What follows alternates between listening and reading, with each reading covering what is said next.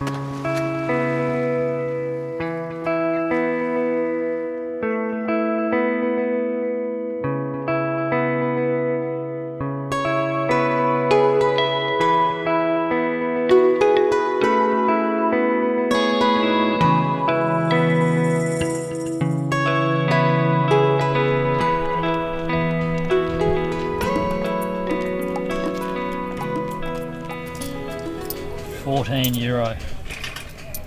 We've got our coins for the lavanderia.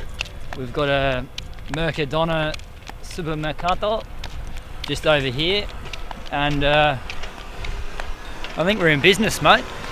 After taking care of a few more boring jobs, it was time to jump aboard Oaky's new boat and help him tighten up the new rig.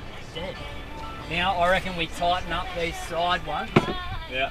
See, already feel this oak from moving that, from pulling that and moving that mast back. This is already so much tighter. So, keep feeling that so that and we'll figure out if we're going the right way. It's closing.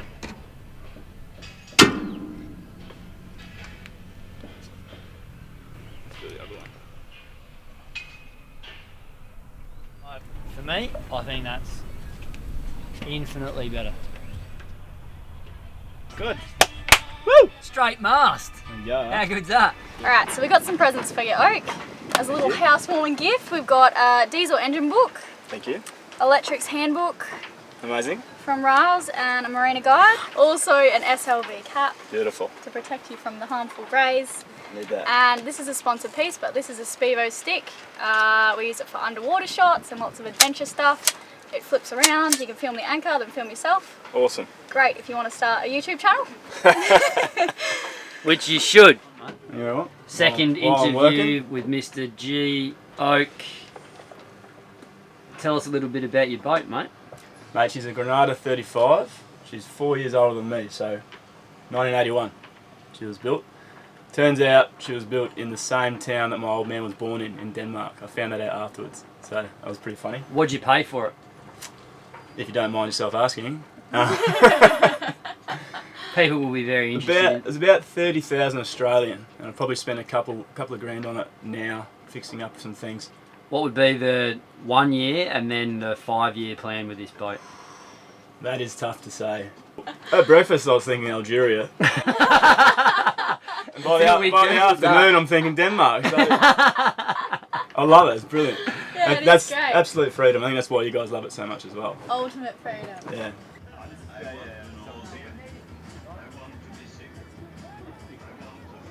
It is a beautiful afternoon. We've got the crew from Juno. Stay annoyed with that, hey? Say hello. Go through that. Okay. Hola. Oh guys, the light looks so beautiful behind you. You all just look incredible. We're on a 31-foot Colvik UFO. Okay. And it's broken. Oh. But yeah, we're getting the boat fixed hopefully this week, and then we'll be continuing up to France and around to Italy. Riley doesn't think we're going to make it to Croatia. Wants to throw in a couple of big crossings, so maybe we just have to do that. Yeah, I'm trying to encourage a few larger overnight crossings on a leaky boat. So what are your dramas? What are your dramas? At the moment, I think we've got a bent prop shaft which has broken or damaged our cutlass bearing. So where we bought the boat was from a little place called Tollesbury, which is in Essex on the east coast of England. So where the boat was, it was in a mud mooring, so pretty much it gets berthed there over the winter. High tide it floats, and at low tide it literally sits like just banging mud, and it's just mud all around. So And that's the done thing now. that's a done thing, yeah. Like that's wherever it all. That's People so don't want to spend weird. money in the boat. Well, in a marina, you just put it in the mud mooring, and it's safe as houses. So We think that might be the problem with the... yeah, I think it might have landed on like a rock or an anchor or something that was underneath the water in the mud, and that's what's bent the shaft, and it's just been gradually getting worse.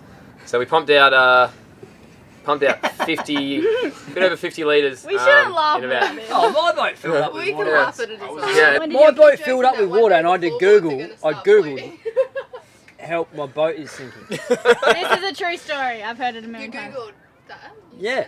You should have bought a I was Granada. in Savta in Croatia with no idea, and it was calm weather, and I was leaking in through the stern gland. Yeah. My prop shaft wasn't bent, but my stern gland was leaking. Yeah. And I filled up, and it was dead calm, and a boat went past, and there was a wake, and I was hungover, probably either before or after Chucky had been there. And when the wake went like this, and so the boat just rocked all over the place. And the water had slowly filled up, and it was full, like just under the floorboards. Really? And, yeah, and it just sloshed everywhere. So I woke up, and there was floorboards flying around and water spraying like everywhere. So you had no idea it was filling up before that? Zero idea, because I turned the bilge off because it kept draining my battery. It's been sponging the water out for the last 2 months. Yeah, it's just got to the point now. It's just too much. So 50 litres in 12 hours. It's a bit ridiculous. So that's all we're doing. So. What was your theory before? The water has to be outside the boat? I haven't really followed any conversation today. Running the top knot. You ran an undercut there, didn't you? Yeah, he got a top knot Nice. in Mallorca. The guy had no idea what I was asking him. It worked out. I just pointed at a picture and said, half of that. He said James Heard, please.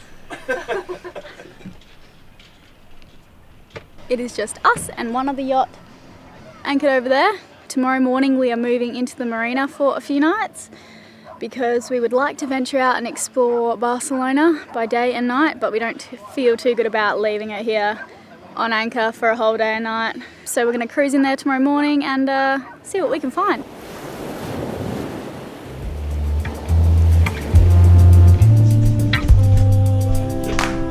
We are out the front of K Dock, and we would just like to be instructed or guided into number 10 and 11. Also, would there be someone to catch the lines for us, please?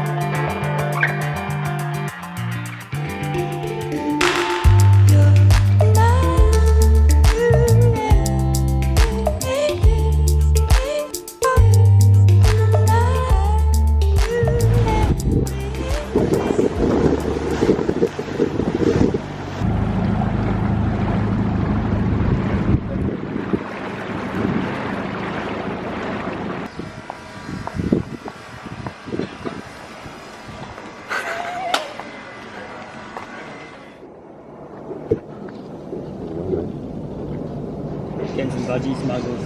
I wish it didn't have the fluoro on it.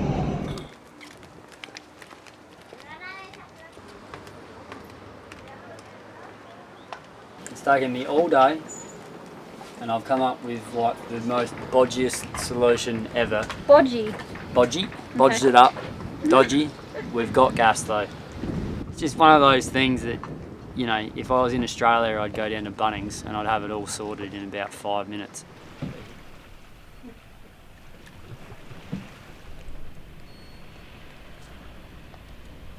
We are just about to go to the train station and get the super fast train into Barcelona to see it at night.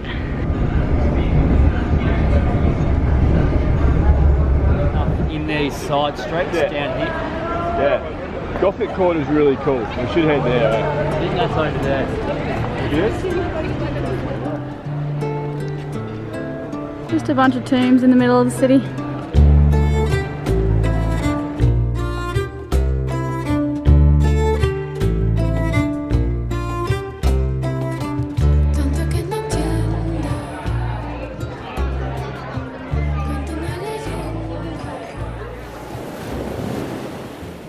It's 4 in the morning in Raleigh and I stayed up till like 1 talking about different sailing routes once again.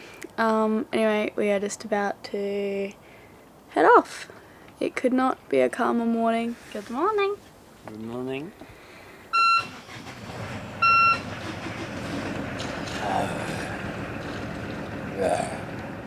He's excited about France. Going back to the land of croissant.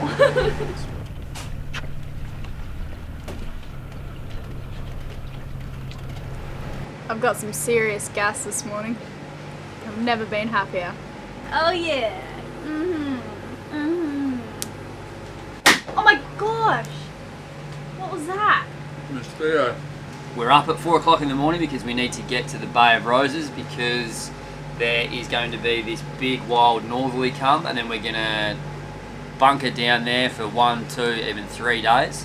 And when we get a window, usually the Tramontane only goes for that long, but when we get a window and some nice settled weather, we're going to bomb across to Le Grand Mont. Thanks for watching. Please don't forget to give us a thumbs up and subscribe to join us next week as we head north. There's a storm coming.